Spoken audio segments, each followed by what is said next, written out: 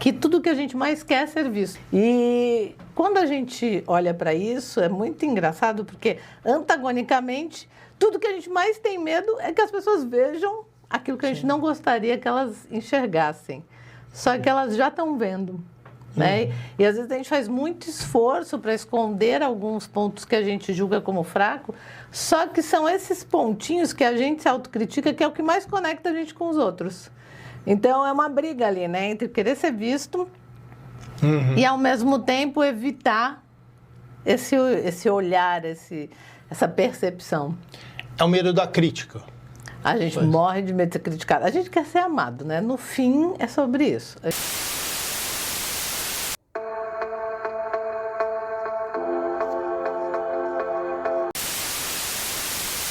Sejam bem-vindos ao Como Você Faz, o podcast que explora os bastidores das decisões que transformam negócios e pessoas. Este episódio tem o patrocínio da Skillflow, consultoria em educação corporativa que acelera líderes e transforma negócios por meio de experiência de aprendizagem com significado. E hoje a lente vira um pouco de lado. Minha convidada é Alessandra Canuto, fundadora da Skillflow, cofundadora da People Shaper Academy e uma referência em inteligência emocional, saúde mental e liderança. Além das palestras e treinamentos, ela também conduz mentorias para líderes que querem ampliar seu impacto com consciência. No episódio de hoje, vamos mergulhar nos bastidores da sua trajetória, nas emoções que moldam grandes entregas e o lançamento da People Shaper Academy, uma iniciativa que acaba de nascer para formar com profundidade quem forma outros. Então, muito bem-vinda, Ale Canuto. Eu cheguei. Pronto, tô aqui. Eu quero só ver o que vai acontecer nesse dia. Então, deixa eu começar com uma que você sempre traz isso à tona, inclusive já escreveu um livro sobre isso, que é: o que te importa? Você quer ser visto ou não quer ser visto? Ou tem medo de ser visto? Sim, esse é um tema que você já quer começar, né? Quente. É um pouquinho. Eu percebo no dia a dia, dentro das organizações, na vida, em casa, nas famílias, nos grupos de amigos, que tudo que a gente mais quer é ser visto. Né? A gente faz qualquer coisa para ser percebido, para não passar, né, desapercebido por aí.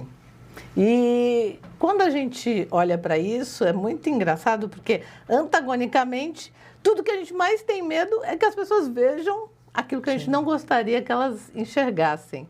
Só que elas já estão vendo.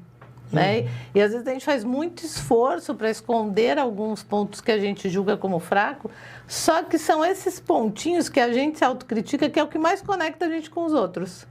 Então é uma briga ali, né, entre querer ser visto e ao mesmo tempo evitar esse olhar, essa percepção. É o medo da crítica. A gente morre de medo de ser criticado. A gente quer ser amado, né? No fim, é sobre isso. A gente quer ser amado, quer ser querido, quer ser bem visto. A gente quer que as pessoas admirem a gente, que elas vejam as coisas boas que a gente faz. Então, quando a gente se expõe em algum nível, fica aquele medinho, né? De ser criticado, de ser julgado, de não ser amado, de não ser visto, de não ser querido, de não ser bem visto. Isso, eu acho que essa é a questão. Perfeito. E é exatamente esse medo, né, da gente errar, o medo de não ser visto, principalmente errando, né, é que a gente pode dizer que é o que segura a gente em dar alguns passos a mais. Sim, e aí também tem um pouco a ver com o perfil comportamental. Tem perfis comportamentais que são mais avessos a risco do que outros. E tem perfis que se jogam um pouquinho mais no risco. Mas, de qualquer maneira, em algum nível, todos nós temos essa questão de perceber esse risco e verificar o quanto a gente dá esse passo ou não dá esse passo, dependendo do quanto a gente suporta o nível de risco.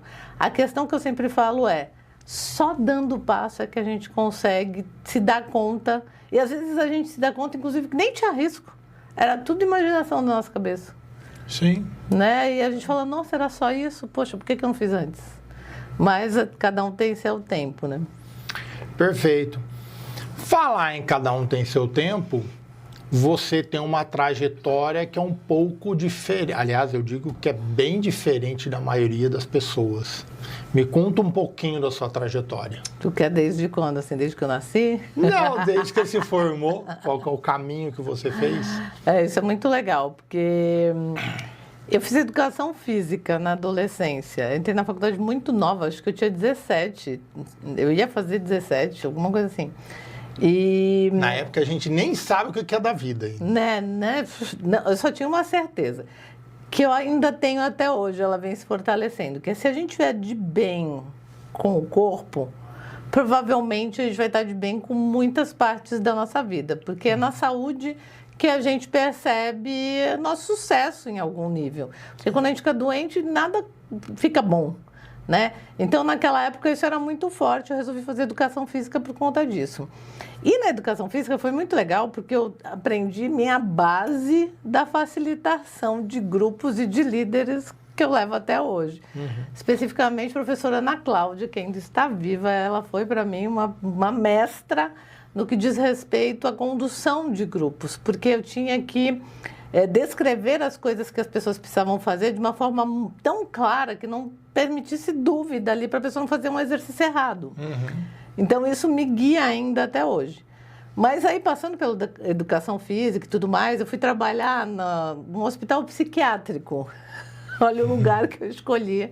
Logo na faculdade, eu sabia que eu ia parar no mundo corporativo. Eu já tinha certeza. Falei, deixa eu ensaiar aqui, porque depois, lá na frente, eu vou estar com os malucos também, né? Alguma voz falava sobre internados em outros lugares. Em outros lugares. E no hospital psiquiátrico eu aprendi muita coisa sobre normalidade, o que é normal, né? Porque naquele meio eu era anormal. Eu e minha amiga também, chamada Alessandra, que fazíamos o estágio lá.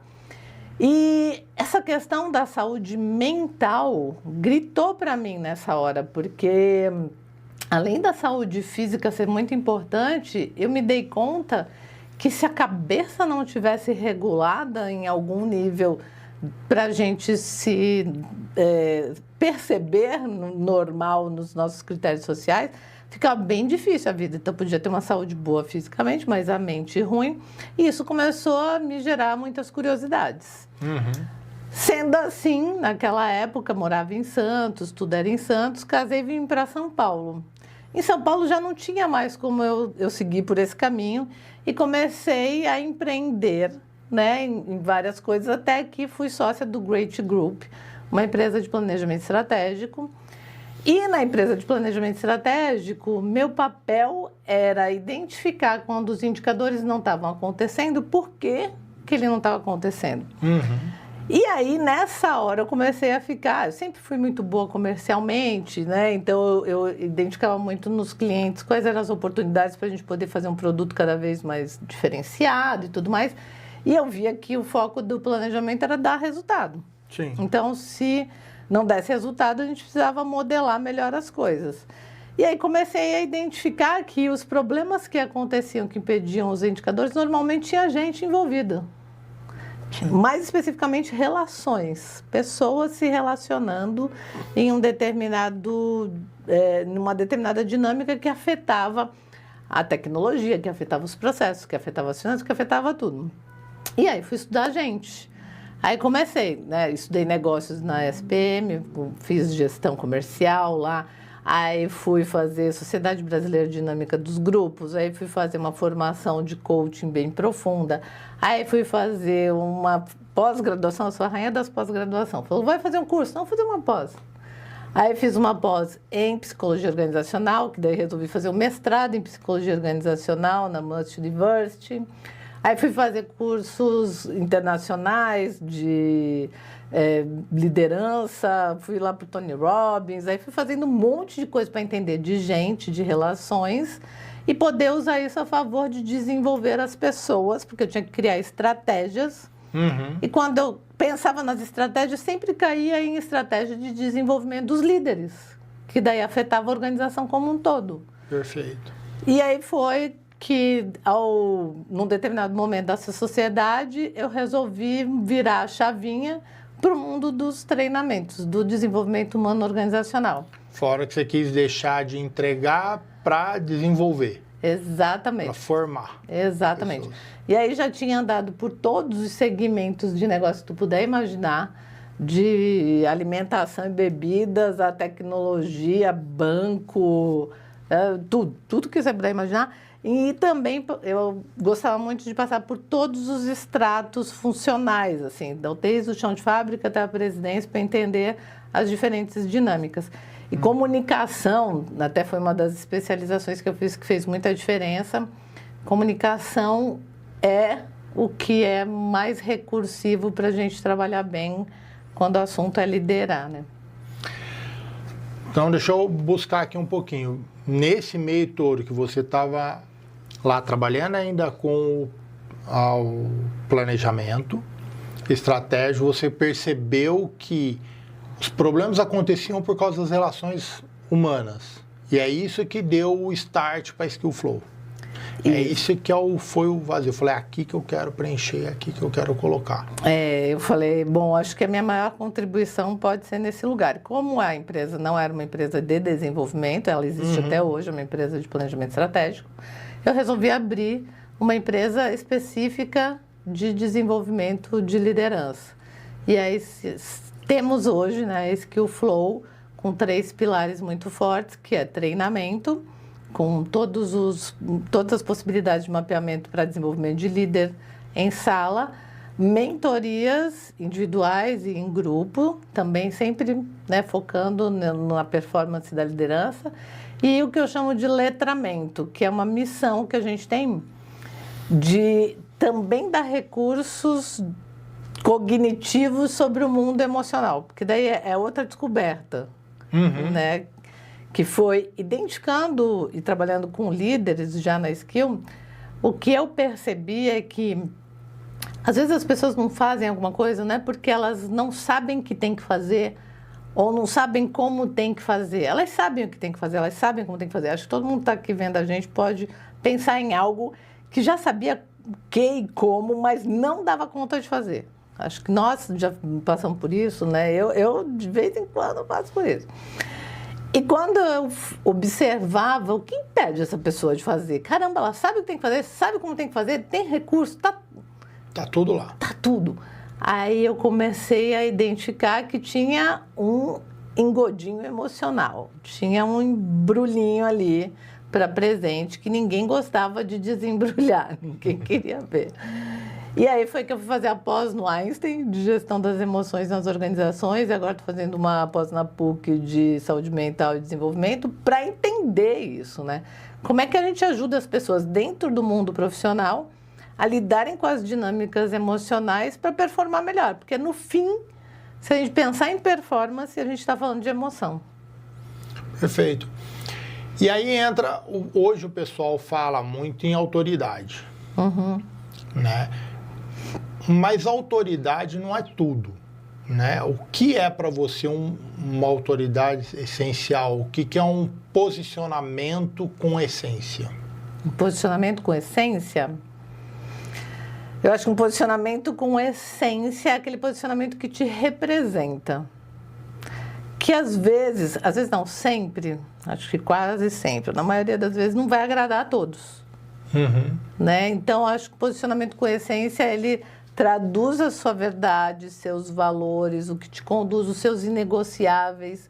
A gente tem muita dificuldade de expressar o que para a gente é inegociável e às vezes a gente se submete e depois dá ruim. Sim. Num posicionamento, quando a gente fala uma pessoa tem credibilidade, percebe, normalmente é uma pessoa que não agrada todo mundo. Sim. Ela tem uma credibilidade, ela tem uma autoridade num determinado assunto que ela acredita que é daquele jeito que funciona. E às vezes vai contra alguns parâmetros, né? E quando tem critérios aí que acaba cutucando em questões sociais ou, né, que é contra-intuitivo em algum nível, é ainda mais provocativo. São as pessoas mais provocativas. Mas que eu gosto, eu sou suspeita. Tá certo. É normal né, principalmente quando a gente está lidando com emoções, né, posicionamento,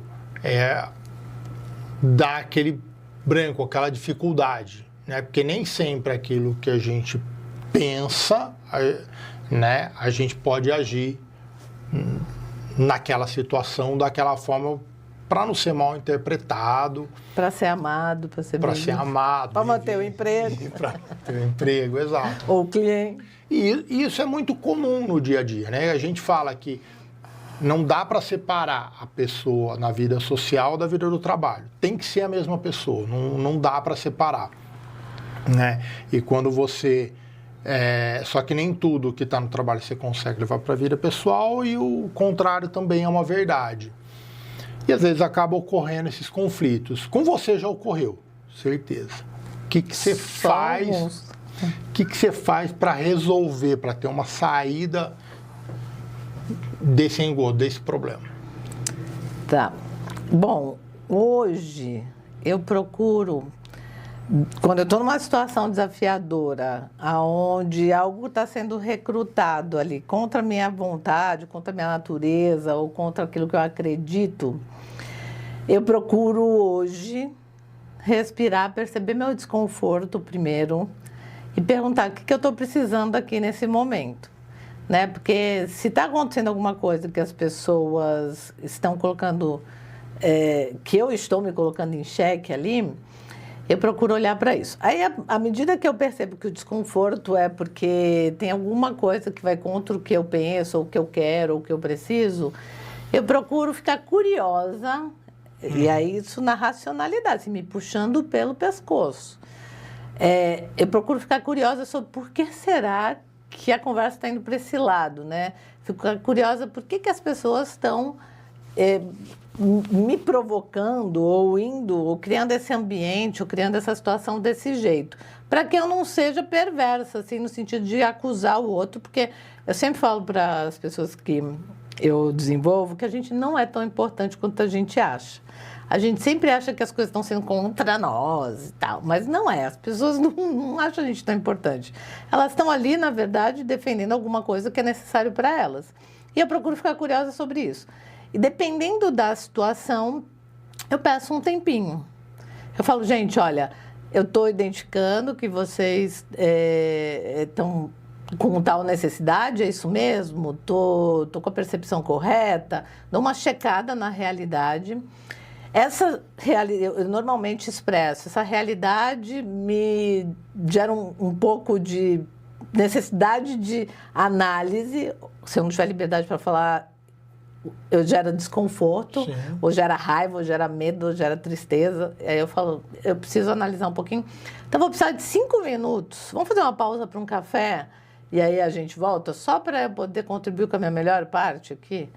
Isso me puxando muito para as coisas, porque eu tenho uma dinâmica emocional bem forte. E aí, se não, a minha vontade mesmo era falar assim, vamos parar com esse negócio que não tá bom para mim. E aí não é legal. Né? Não vai ser produtivo para mim nem para o outro. Então, eu costumo fazer essa sequenciazinha. Olhar o que eu estou precisando, ficar curiosa sobre o que o outro está precisando. E se não há se eu não tenho uma proposta ali, eu peço um tempinho para a gente pensar. E, normalmente, eu volto abrindo espaço para... Vamos criar uma nova opção que talvez contemple o que vocês precisam e também o que eu precise. Há espaço para isso? Porque, às vezes, não há. Sim. E a gente tem que se submeter se a gente quiser continuar naquela situação, né? Naquele cliente ou qualquer coisa. De toda forma, é importante manter a consistência, a sua consistência. E também deixar o outro saber que ele está proporcionando um momento que faz com que a gente cheque a nossa relação. Sim. Né? Não posso fingir que está tudo bem. Isso é muita sacanagem. Eu acho. Não dá para o outro a oportunidade dele saber que talvez ele esteja afetando algo importante. Perfeito. A gente falando da vulnerabilidade das pessoas, né? Do emocional, do medo de ser, de se expor, né? De ser visto.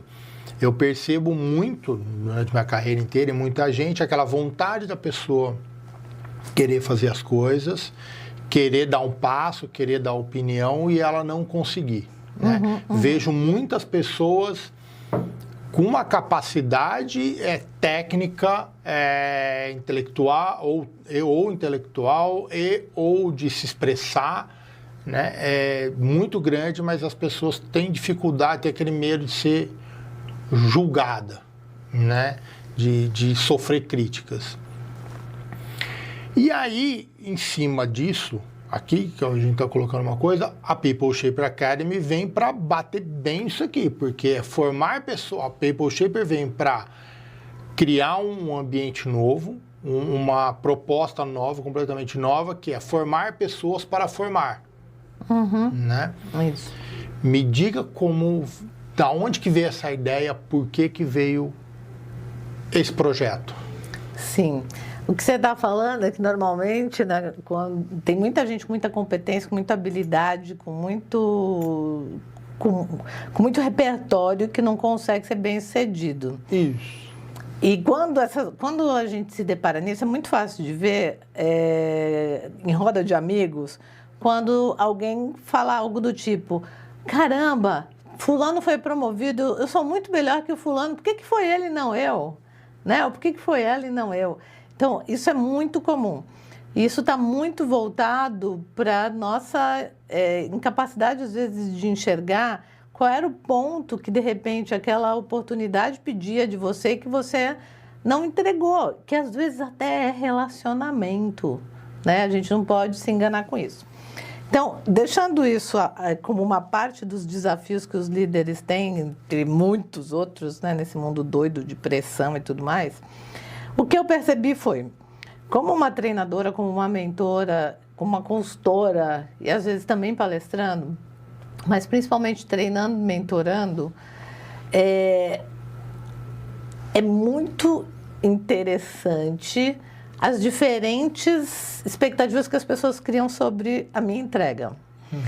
Então, imagina só, uma empresa me contrata para fazer uma mentoria para um determinado grupo de líderes dela. Perfeito. E aí a pessoa que entrou em contato, que me contrata, normalmente não é a pessoa demandante, é uma área.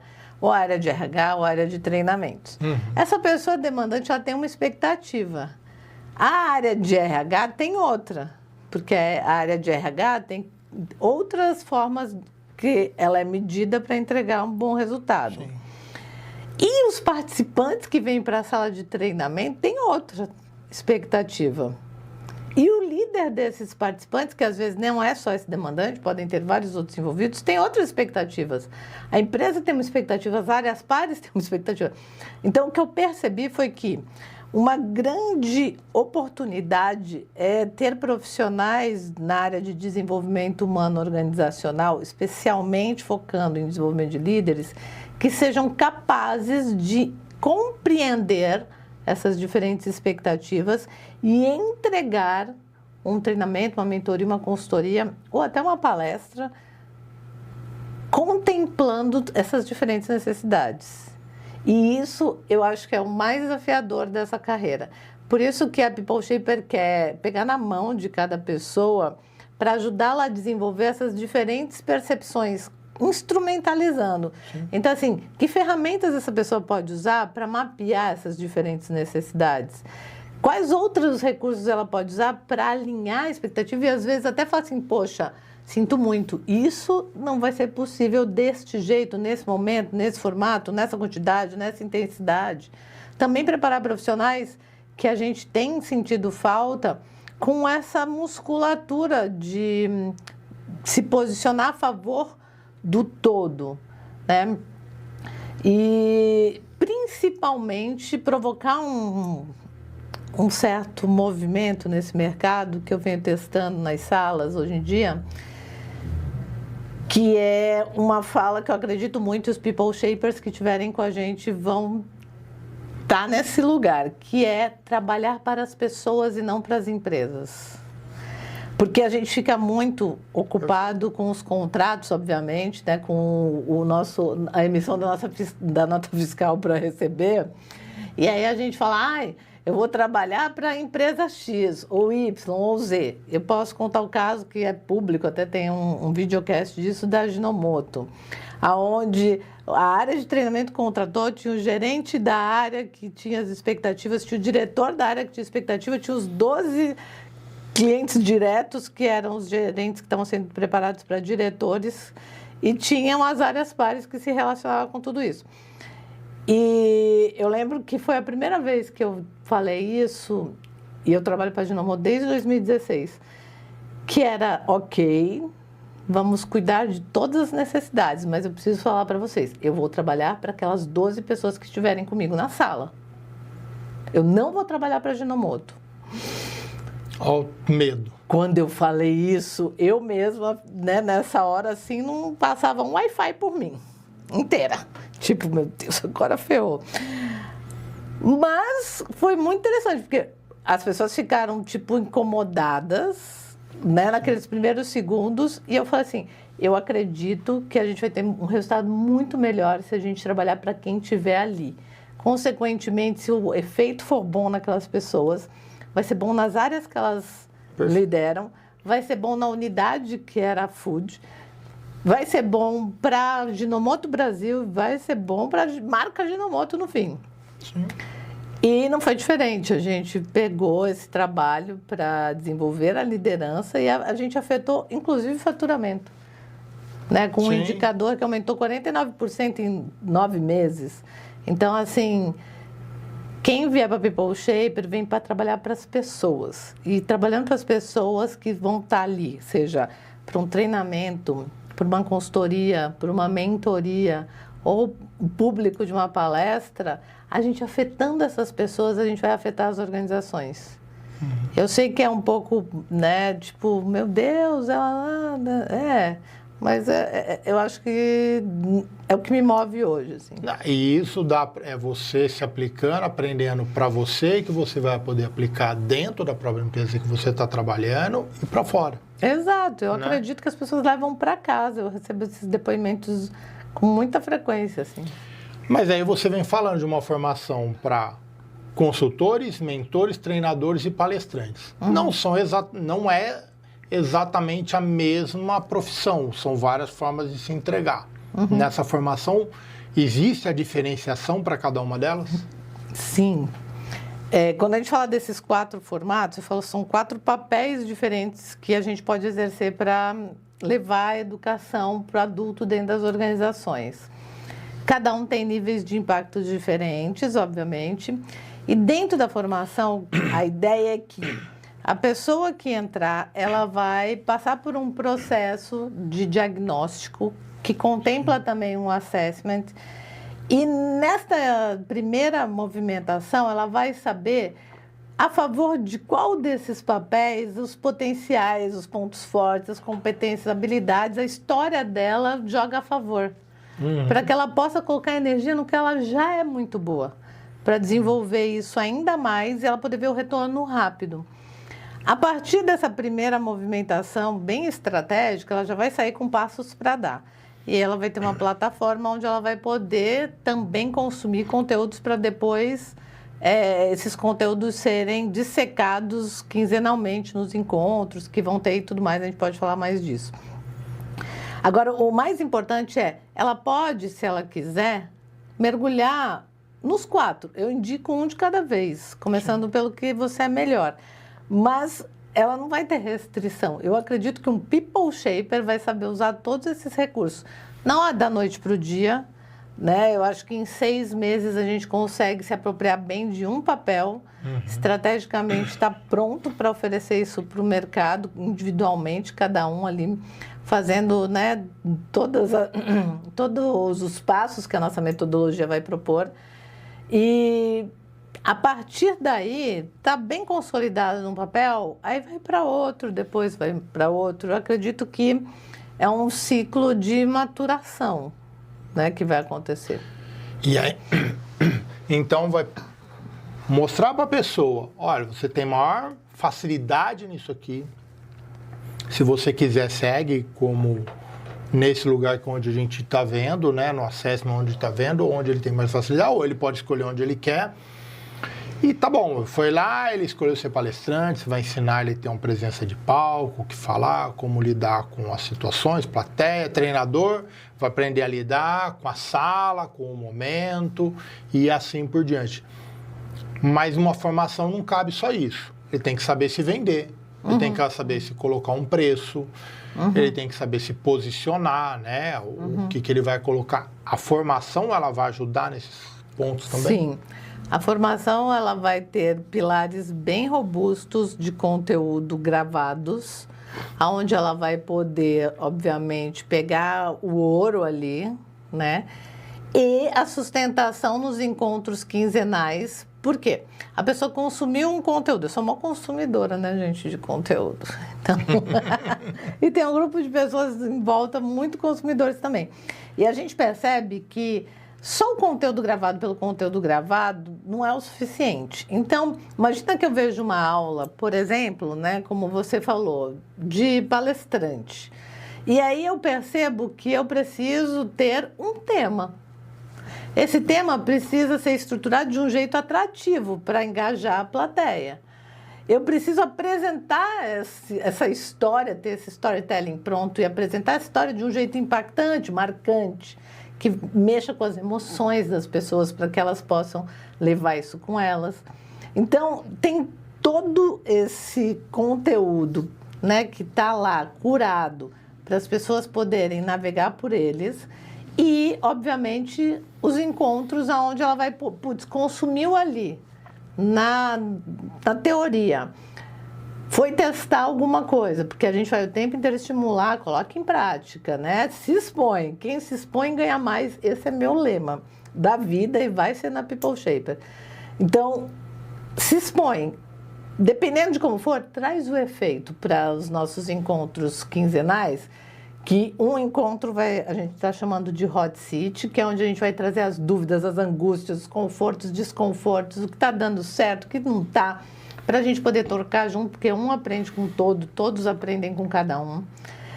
Também vai ter um encontro quinzenal que a gente está chamando de Masterclass, onde a gente pode se ajudar. Então, a gente vai ter inúmeras atividades com o próprio grupo, para que a gente possa aprender um com o outro e fomentar novos negócios e novos passos para dar ali. Então, a gente quer que essa robustez do que é teórico seja colocada em xeque e também sustentado por nós nos encontros. Além disso, engruvinhei a Alessandra nesse negócio aqui. Peraí, vamos pegar isso, vamos ver se não tem um tutor aqui dentro do nosso time que já ajuda a gente, que pode ajudar essa pessoa com algo específico. Isso também é uma possibilidade. E ainda queremos muito viver os encontros presenciais, onde a gente vai ter a oportunidade de se expor num ambiente seguro. Sim. Os nossos 2 encontros presenciais, a princípio pensados, eles têm o principal papel, que é essa janela da exposição segura, onde a gente vem para um lugar onde todos possam se expor no que diz respeito a, putz, estou aqui construindo o site, estou com uma dificuldade, vamos lá, vamos nos ajudar em relação a isso, além de toda a parte de aprofundamento teórico. Vamos fazer apresentações uns para os outros para ver como a gente está.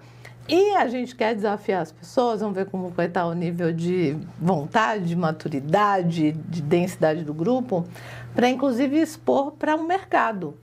Né? A gente está programando aqui de ter convidados nos nossos eventos que sejam aqueles convidados especiais, que são decisores no mercado para contratar essas pessoas, quem sabe, ou pelo menos para ela se expor com um pouquinho mais de pressão, tipo um The Voice Brasil dos treinamentos, palestras, mentorias. Esse é um produto que pega uma gama gigante de, entendo eu, né, entendemos nós, que ele pega uma gama grande de pessoas atuais, consultores, treinadores, mentores, para se especializar melhor, se evoluírem,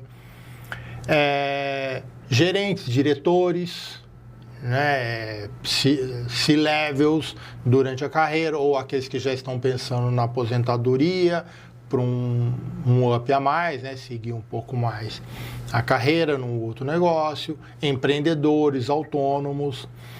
Mas não é tão simples assim de você virar e falar, eu vou lá e vou me expor.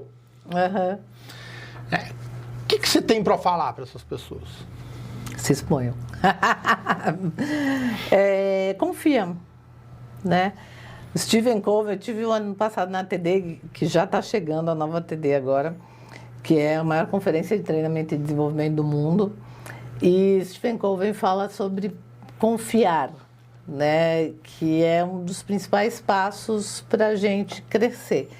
E confiar pressupõe e também é precedido pela nossa própria autoconfiança. Então, a gente quer trabalhar muito essa questão da autoconfiança, da coragem, porque é um movimento de sobrevivência querer segurança, querer o quentinho, querer o no risk, né? Mas é um movimento de vida ter coragem. Então, a gente quer ajudar as pessoas a saírem desse lugar de segurança e ir para a coragem. Temos várias formas de propor isso.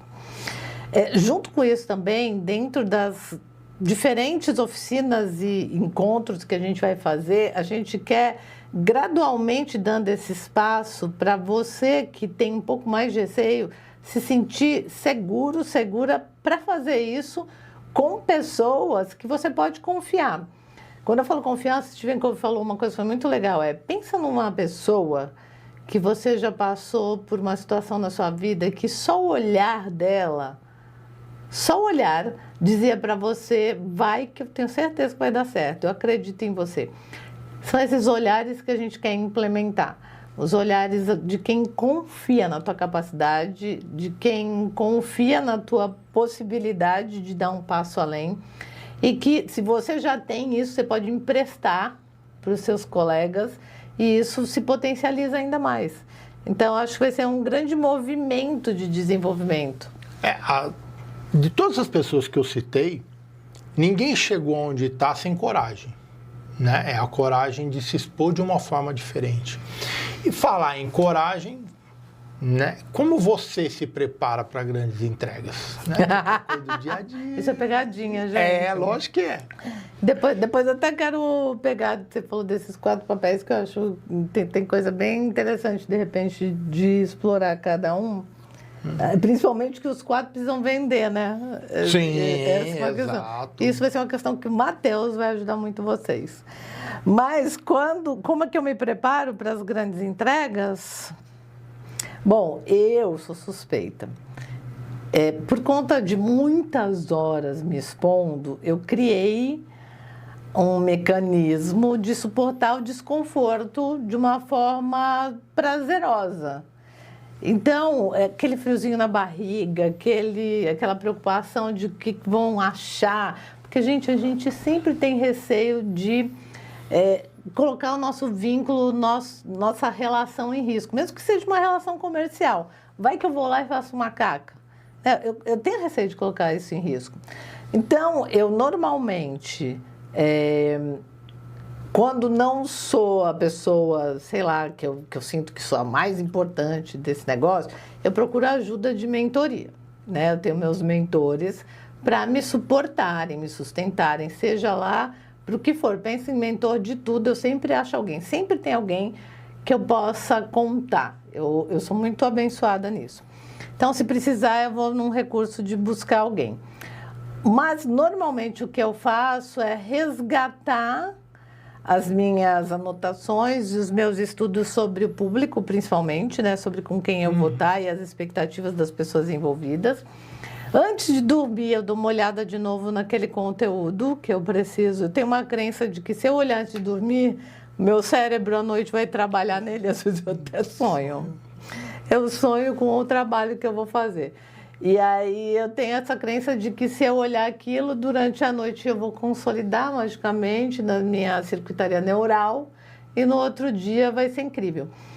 E antes, né, quando eu estou indo para o lugar ou quando que eu cheguei no lugar, eu exercito uma presença sensorial muito forte de observar as dinâmicas do que está acontecendo ali. Então, pergunto normalmente como foi o dia anterior do contratante, se tem alguma novidade, se o público passou por alguma situação desafiadora recente que eu preciso saber. Enfim, eu vou fazendo sempre muito voltada para as dinâmicas das pessoas.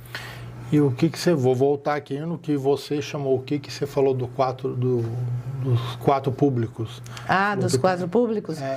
Né, quando você falou, né, que a People Shaper vai trabalhar para esses 4 públicos diferentes, eu vejo muitos ganhos em cada um. Primeiro, os consultores que já trabalham com consultoria, mentoria, né, treinadores. Na pandemia eu tive o Viver de Treinamento, que foi para ajudar as pessoas a transformarem treinamentos presenciais, que todo mundo só dava presencial, em online e ser bem sucedido nessas salas, e foi muito legal. Então, acho que os consultores podem ganhar muito com essa atualização de metodologias, com essa atualização de formas de lidar com os desafios e também eu não acredito em concorrência, definitivamente. Quem me conhece sabe, eu sou a pessoa que mais indica outras pessoas, eu estou criando um monte de concorrente. A People Shaper é para isso, é para ter muita gente boa nesse mercado, porque eu não acredito em concorrência, eu acredito em parceria, complementaridade, colaboração. Então, eu acho que os consultores que já estão nesse mercado podem se ajudar muito. Gente, fazer acordos sobre precificação. Senão a gente fica leiloando um ao outro e todo mundo perde. Isso é terrível. A gente tem que ser mais aliado nisso também. Eu acho que, por exemplo, quando eu falo com empresários, eu fico alucinada, porque assim, imagina você já tem uma empresa mó legal, né? Que, já é um impacto bacana. E se você olhar lá para o Fórum Mundial de Economia, dentro das principais competências para o líder do futuro, está aprender a ensinar. E você aprende, de repente, junto com a gente, a dar um treinamento para o seu time, ou a mentorar seu time. E ainda mais, você pode até formatar uma palestra para você fazer diferentes parcerias dentro do seu universo, palestrando, contribuindo com um monte de gente e ainda dando visibilidade para o seu negócio. Eu acho isso muito legal. É fantástico. Aí depois tem os executivos que já estão lá, que podem ganhar credibilidade. Sim. Porque imagina, eu aprendo a mentorar, sou um executivo dentro da organização. Vocês conversarem com os líderes, por exemplo, da Ginomoto, que aprenderam a mentorar, eles aumentaram demais a visibilidade deles, o que gerou um monte de oportunidade. E as pessoas que estão se aposentando, fazendo uma transição de carreira, indo para um novo lugar, gente, eu diria que não fazer algo é egoísmo, porque essa pessoa que está se aposentando tem um repertório tão grande que pode contribuir com tanta gente que se guardar para si tinha que apanhar. Entendeu? E o mercado é gigante para essas 4 profissões. É gigante. E só cresce. E só cresce. Cada vez mais as empresas estão investindo mais em treinamento, em ter melhores pessoas trabalhando para eles, né? Então, é um mercado gigante e cada vez crescendo mais, porque também empresas crescem, graças a Deus. E no mundo que a gente está hiperacelerado e com excesso gigantesco de informação, as empresas precisam de ajuda com a curadoria de como desenvolver essas pessoas naquilo que elas realmente precisam. Sim. Então, a gente tem, um universo que é imensurável. E eu lembro eu não lembro especificamente o número, depois posso até gravar um vídeo sobre isso, eu pedi para a Indira também, que é a nossa mulher dos números dentro da Skill. Tem um número de bilhões de dólares que ficam nas mesas por não utilizar os meios de educação. É muito grande esse número que fica na mesa por não ter gente bacana para contratar, entendeu? E eu vou pegar 2 ganchos que você trouxe. Um é a questão do mentor, né? Que toda vez que você quer fazer alguma coisa, se sentir melhor, você traz um mentor, né?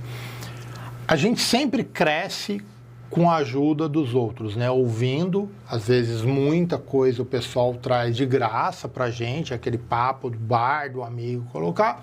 Mas tem outras que é preciso a gente investir na gente, né? Porque a gente chega num patamar e tudo bem que a gente pode enxergar e crescer, mas se tiver alguém para te ajudar a olhar outros pontos e até exigir de você, que eu acho que esse é o grande... A gente precisa dever para alguém, né, pra gente fazer. Eu acho que é aquela história, né? Não adianta você só pagar a academia, né? Tem que... Exato, você tem que ir lá. E a hora que você tem um mentor, né? É um personal trainer, né? É o seu que te personal liga e trainer. fala, vamos treinar. E ele vai te cobrar. O bom mentor é aquele que vai te cobrar, vai te dar um exercício para fazer, uma tarefa para fazer, e ele vai te cobrar disso. E é o próprio investimento que você está fazendo na sua carreira. Né? E é engraçado como poucas pessoas enxergam isso, né? Grandes líderes enxergam, fazem, têm seus mentores, pagam muito por isso e eles veem oportunidade por isso que E pagam. tem muito né? retorno por isso. Exato. E aí, mas outros já, digamos assim... Acho que a setores empresa tem menores. que pagar. Cara, não é a empresa que tem que pagar. Você está investindo em você. Se você não crescer ali, tu vai crescer em outro lugar. Sim. Né? E a empresa que corra atrás. Exato. Né? Sim. Para fazer. E o outro ponto que você colocou é a questão do leilão. Para pagar. Eu não sei se é só uma questão de combinar. Eu acho que aquela pessoa que se valoriza, ela não baixa o preço. Né? E, cara, o pedreiro bom, ele não baixa o preço. É aquele lá e acabou. Você quer um serviço bem feito? Vai lá e faz. Né? Um executivo tá dentro de uma empresa... Sim. Ele falou, eu quero diminuir. Não, amigão, esse aqui é o meu salário. E daqui para cima, não é daqui para baixo. Sim. Né? Ele mudou de área, normalmente ele quer um up de salário, não só mudei. Então, eu acho que esse é o ponto. O bom profissional não se leilou. E aí fica a empresa, né, que está contratando. Tu quer um bom profissional ou tu quer o cara que se rebaixa no valor? Quer um people shaper ou quer qualquer um? Melhor ainda. Eu vejo isso, sim. Eu acho que... E eu sei o quão desafiador é na carne esse manter o posicionamento da precificação do seu valor, né? Mas eu acredito num mundo que se todo mundo tiver uma mentalidade de alta valia, cada um dentro do seu alto, claro. Mas de alta valia... Fica mais fácil da gente, todo mundo, se valorizar e crescer junto. Né? Se a gente ainda tiver um mundo com muita gente, com baixa valia, aí fica bem mais desafiador. Aí falando alguém que vem de um mercado e olha o mercado, olha o financeiro no mundo, né? Os lugares que mais crescem negociam material. Isso aqui tem valor. Isso aqui eu negocio mais caro, mais baixo. Mas serviço, inteligência, isso não se negocia.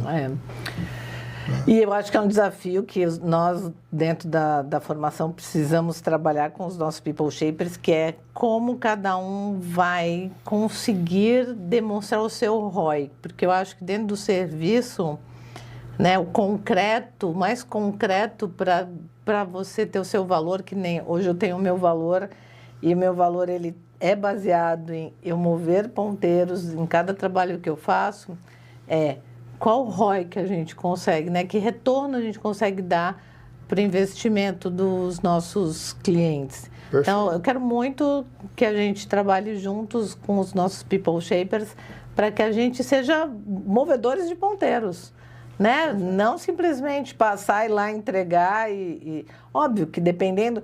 E aí tem ponteiro para tudo, tem forma de medir tudo, né? Sim. Então, desde... É uma palestra, a gente não vai mexer no indicador de turnover ou de faturamento, mas a gente pode mexer no indicador, por exemplo, de presença, quantidade de pessoas que a gente reteve naquela palestra. Ou qual foi a avaliação de reação, qual foi o indicador ali da avaliação de reação daquela palestra. Quanto aquela palestra impactou as pessoas. Então, sempre tem um jeito da gente demonstrar que o nosso valor é alto, sabe? Sim. Eu acho que isso é o que vai fazer a diferença. Sim. Deixa eu voltar um pouquinho lá para as emoções, né? Qual é a emoção nos treinamentos, nas mentorias que você dá, Quais são as emoções que você percebe que as pessoas mais ignoram? Várias. Aliás, eu vou ser mais específico. São mais ignoradas pelos líderes. As emoções... eu acho que medo. Com certeza, medo é uma das emoções mais ignoradas pelos líderes. E não acho que é uma maldade, acho que é uma inabilidade. Porque, na maior parte das vezes, a gente tem medo de falhar e medo de dar certo. Eu falo isso, as pessoas ficam muito indignadas comigo. Porque, sim, numa relação com o nosso líder, a gente quer ser apreciada, né? Apreciado. Então, falhar é um desespero, assim. Então, às vezes, o líder não percebe que é só medo. O que aquela pessoa precisa é um pouco mais de suporte afetivo até, né? De geração de confiança, de credibilidade. Eu acho que essa é uma emoção bem ignorada. Outra coisa que é muito ignorada também, eu acho que e também não é por maldade, é a consideração. Que emoção que anda junto com porque a consideração é uma necessidade que nós temos, né? De sermos considerados. E a indiferença é uma das coisas que vem mais intoxicando as nossas dinâmicas comportamentais, assim. Porque a gente está tão ensimesmado, sabe? Preocupado consigo mesmo, que a gente esquece que tem outros em volta da gente. Então, acho que essa questão da consideração que permeia esse lugar de olhar para o outro, né? Me importar com as minhas necessidades, mas também com as necessidades do outro, é uma questão que aumenta o medo, né? Talvez gere um pouco de raiva, dependendo de como a pessoa vive. Eu gosto de raiva. O medo de fazer as coisas, não de fazer, para mim já é o erro. Né? A gente tem que ter o medo de acertar. Então, né? esse é um medo que ninguém admite. Então, mas esse é o melhor medo que existe, porque se você acertou, ótimo, você vai para o próximo nível. Muita gente chega nos treinamentos, e principalmente nas mentorias, e está travado em um determinado ponto e fazendo todo um diagnóstico, eu chego muito recorrentemente nesse lugar de seu maior medo não é errar, seu maior medo é acertar. A pessoa fala, mas como? Jamais. Tá louca, Alessandra? Eu falo, tenho certeza, teu maior medo é acertar. Aí a pessoa, mas por quê? Eu falo, porque se tu acertar, tu não sabe o que tu vai fazer. Não sabe o que vai acontecer contigo. Tu nunca viveu isso. Tu tá se matando de medo disso. Do novo. Do novo. Será que as pessoas vão me suportar? Será que eu não vou ficar mais um insuportávelzinho? Quer ver uma coisa que acontece muito? É você faz parte de um time e aí você quer muito, mas não admite às vezes, né? E aí é admitido, você é promovido para líder desse mesmo time. Não tem nada mais paniquento do que isso. Agora tem que liderar aqueles que eram teus colegas, que você reclamava junto com eles do outro líder. Isso, agora você vai ser o julgado. E as pessoas não se dão conta que às vezes elas têm medo disso. Elas têm medo, inclusive, de mobilizar essas relações. Então, a gente tem muito medo de acertar. Mais até, às vezes, do que de errar. Porque o acertar é tão novo pra gente. Às vezes a gente não tem uma referência em volta da gente. Por isso que a mentoria é tão importante.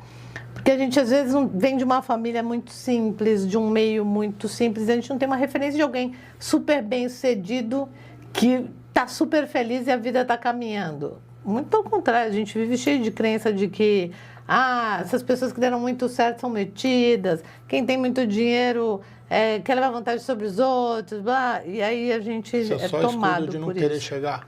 E aí é tudo uma coisa que te impede, né? Vai te impedindo de chegar. É só escudo para você não querer chegar. Né? Mas é muito inconsciente, assim. E eu vi uma entrevista, né, essa hoje, para falar a verdade, que falando de querer crescer e tal, uma pesquisa feita lá nos Estados Unidos, que os 100 maiores bilionários dos Estados Unidos não vêm de família rica, não é herança. Todo mundo cresceu, fez, né? Então eles venceram essa barreira, né? Todo mundo era de Era pobre, classe média baixa, não tinha renda, né, para sustentar, né?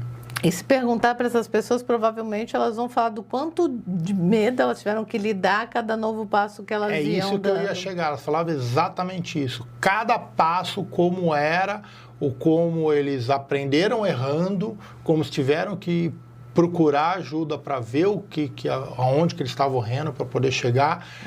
Muitos não acertaram da primeira vez, né? Muitos estavam seguindo por um caminho, né? E depois muda o caminho para querer crescer, aceitar.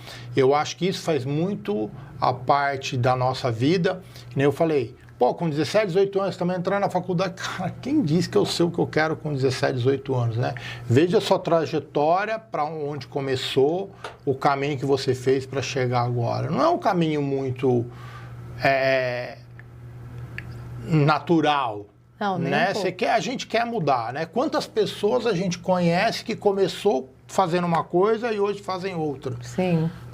E tem uma coisa que tu me fez lembrar nesse percurso, que eu acabei de falar do lance da referência, que é na minha família, eu acho que foi a primeira a ter um diploma de faculdade. E a minha mãe estudou até a 4ª série. Minha avó que não deixou ela estudar, porque na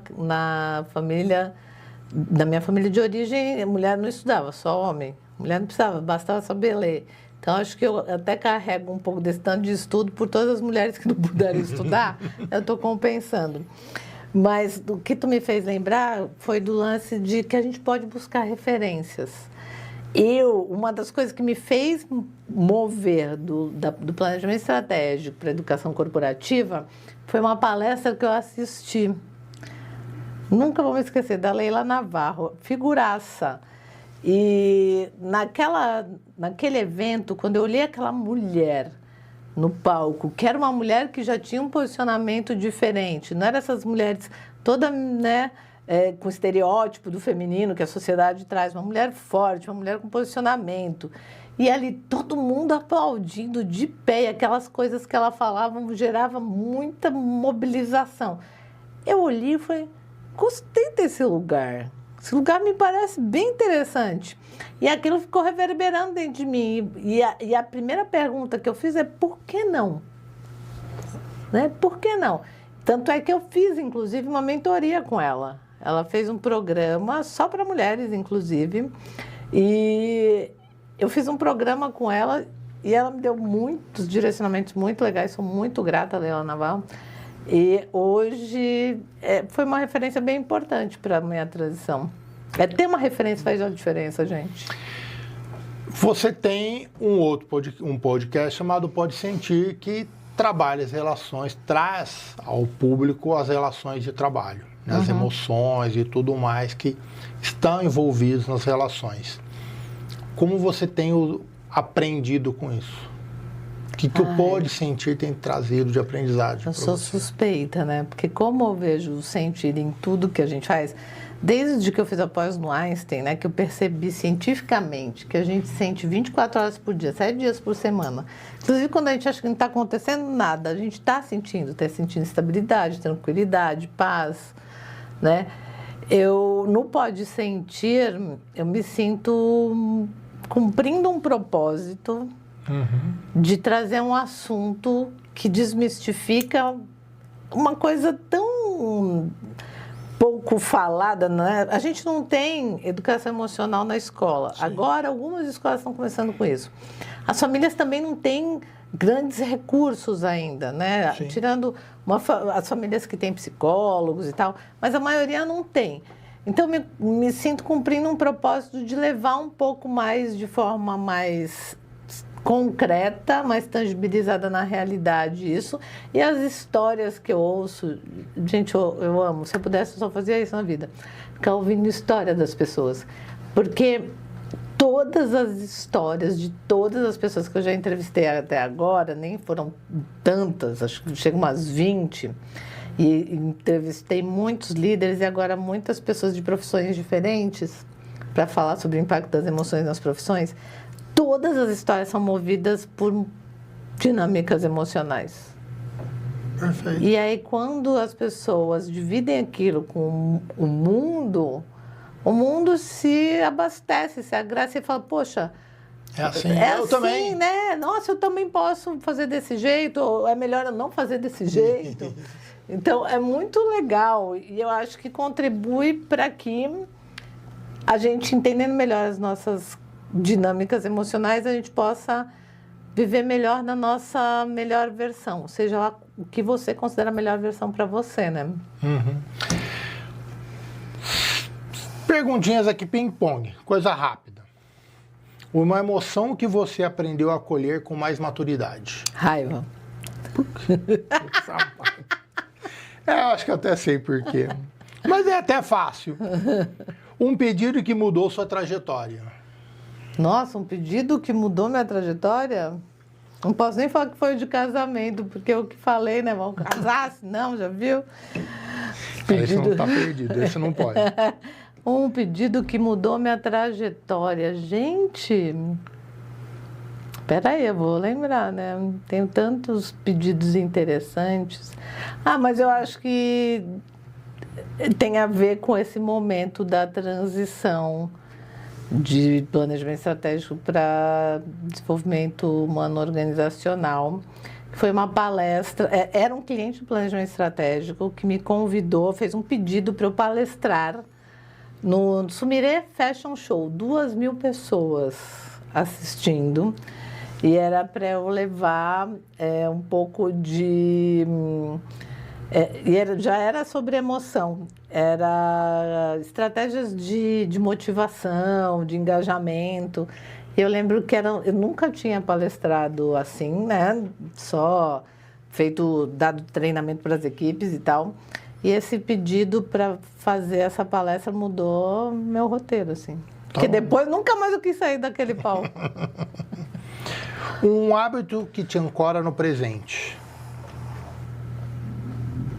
Um hábito que me ancora no presente, respirar. E também tocar as bordas, assim, sabe, apertar. Às vezes eu estou numa reunião querendo escapar, que está muito chata, aí eu aperto a coxa, assim, tipo, me trago de volta, ou então tomo uma respiração bem profunda, volto. Um erro que te ensinou mais que um acerto. Vixe. Geralmente os erros ensinam mais que o acerto, mais um. Um só. Não quero ir para um lugar comum, né, gente? Espera aí. Um erro que me ensinou mais do que... Ah, já sei. Esse foi terrível. Um erro de falar a verdade de um jeito desengonçado. Foi num diagnóstico que eu entreguei para um grande banco e que a pessoa não entendia que aquilo que ela queria não era a melhor coisa e realmente depois ela percebeu que não era mesmo. E na hora que eu estava ali mostrando para ela delicadamente qual era o melhor caminho, ela insistia num caminho que não funcionaria, chegou uma hora que eu fui desengonçada e falei um negócio que ela, tipo, abominou. E aí ela pediu para o presidente do banco me retirar do projeto. E aí eu fiquei, oi, como assim? Socorro! Esse foi um erro que eu aprendi. Depois desta entrega, desse diagnóstico, todos os meus diagnósticos mudaram o jeito de serem entregues para sempre. E um ano depois eu voltei neste mesmo banco a pedido deles, justamente perguntando se eu toparia fazer, porque eles sabiam da história, e eles falaram, você é a única pessoa que a gente confia que vai falar a verdade. Aí eu pensei comigo mesmo, vou, mas de um jeito bem diferente. Não porque sabe quando você fala, tipo, não cansei, tipo, cansei. Não, nunca mais eu canso nesse nível. Eu peço para sair 5 minutos, porque eu fiquei bem traumatizada com a história de ser expulsa. Imagino. Um livro que te virou do avesso. Tenho raiva. O lado positivo das emoções negativas. E o que você está sentindo agora? Satisfação, felicidade, completude, Eu estou preenchida de muita amorosidade, assim, acho que quando eu faço algo a serviço da vida, eu me sinto viva, da vida. E no final das contas, Ale, como você faz? Eu faço intensamente. Vive intensamente. Sempre. Maravilha, que bom te ouvir. Ale, muito obrigado por vir aqui no nosso espaço, contar com tanta presença, tanta verdade do que você trouxe aqui pra gente, né? E aqui eu peço para todo mundo, se essa conversa te provocou, segue a dica, venha conhecer a People Shaper Academy, que acaba de ser lançada para formar consultores, mentores, treinadores e palestrantes com profundidade e estratégia. Vou aproveitar aqui também, né? Gente, se inscreve, ativa o sininho do canal, curte, isso faz toda a diferença. Toda semana trago um novo episódio aqui, durante a semana eu vou soltando os cortes para ir se deliciando com o que teve ali do bate-papo completo. Um agradecimento especial à Skill Flow, que torna esse projeto muito possível. E Ali, mais uma vez, muito obrigado. Adorei te receber aqui. É bom demais ter você. Obrigada. Beijo.